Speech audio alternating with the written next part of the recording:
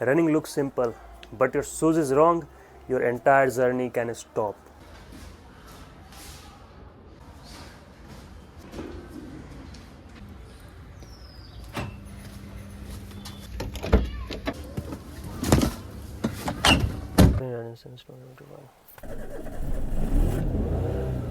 Jai Vishkarma Bhagwan.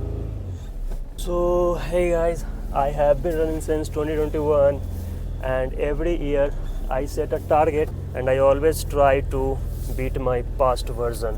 I am not a professional athlete. I am a student who run, who learn and who improve.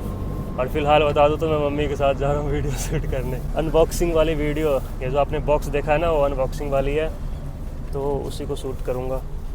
Over the year, running taught me discipline, patience and consistency. And I have learned one thing, shoes matter the most than people think. My previous shoes were from Kalenji.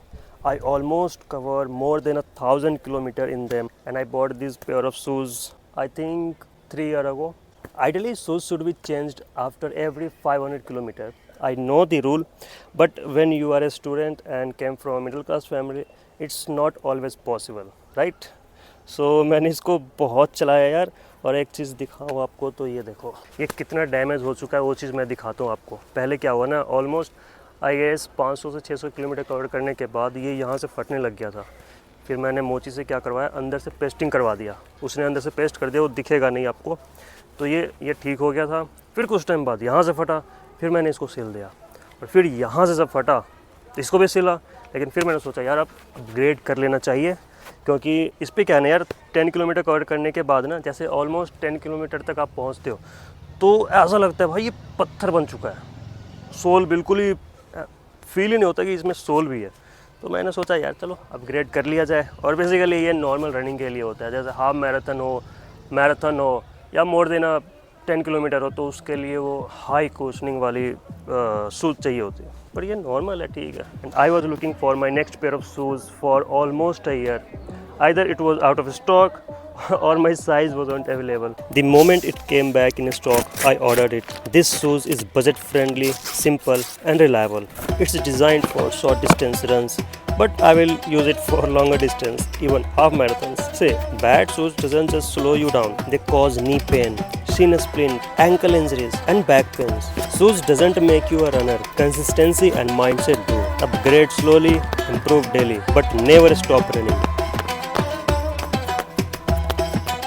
इस shoes में देखें तो cushioning भी better है, grip बढ़िया है। Usually यहाँ के पार्कों में मिट्टी नहीं डाल के रखते, लाल कलर की मिट्टी होती है। बेसिकली ईंट को तोड़ के और छोटे छोटे उसके जो टुकड़े होते हैं ना, उसको बिखेर रखे होते हैं, तो उस पर भागने पे क्या होता है, पैर स्लिप यूँ करते हैं। और इसका नेट देखें तो ये ब्रेथेबल है, अच्छा से फिट भी हो गया।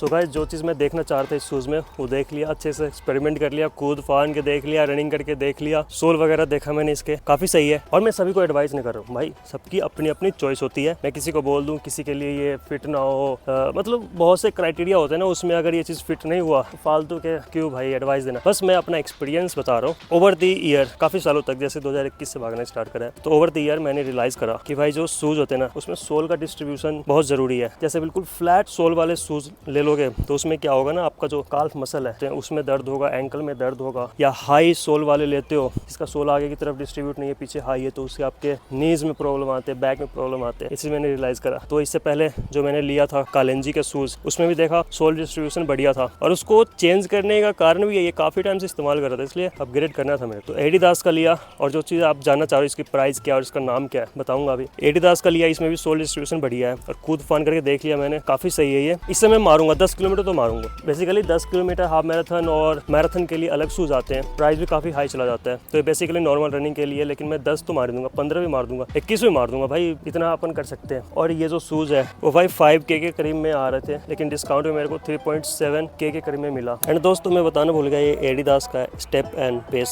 शूज़ है। मैं काफ़ी सालों से इसको ट्रैक कर रहा था, ये आउट ऑफ स्टॉक जा रहा था, कभी आ रहा था तो मेरे साइज़ का नहीं आ रहा था, इसलिए जैसे ही आया मैंने ऑर्डर मार दिया। वैसे अगर देखोगे तो स्पोर्ट्स के फील्ड में काफ़ी सारे ब्रांड्स हैं, तो मैं चाहता था जो ब्रांड काफ़ी टाइम से इस फील्ड में एक्टिव है, इनमें पूमा, नाइकी, एडिडास, इन सब के भी देखे, न्यू बैलेंस, काफ़ी सारे हैं, मैं किन किन का नाम लूँ। एडिडास के मेरे को बेटर लगा। और जैसे कि मेरे पुराने व्यूअर हैं उनको पता होगा कि मैं हर साल रेजोल्यूशन लेता हूँ, उसको कंप्लीट करता हूँ। तो 2025 का जो मैंने रेजोल्यूशन लिया था पेस को 5.5 से 4.5 करने का, वो चीज़ मैंने पूरा ट्राई किया। पूरे साल मैं पेस को नीचे रखा, 5 के नीचे, 5 के अराउंड ही रहा, क्योंकि बहुत मुश्किल होता है यार ऐसा करना। तो मेरा पेस 5.5 से आ गया 5 तक, 4.5 नहीं आया। तो 2026 में भी ट्राई करेंगे 4.5 लाने की।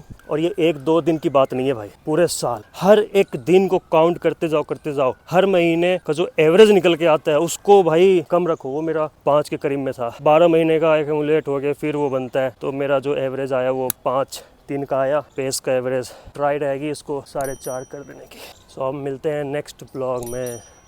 सो bye, spread love and piece.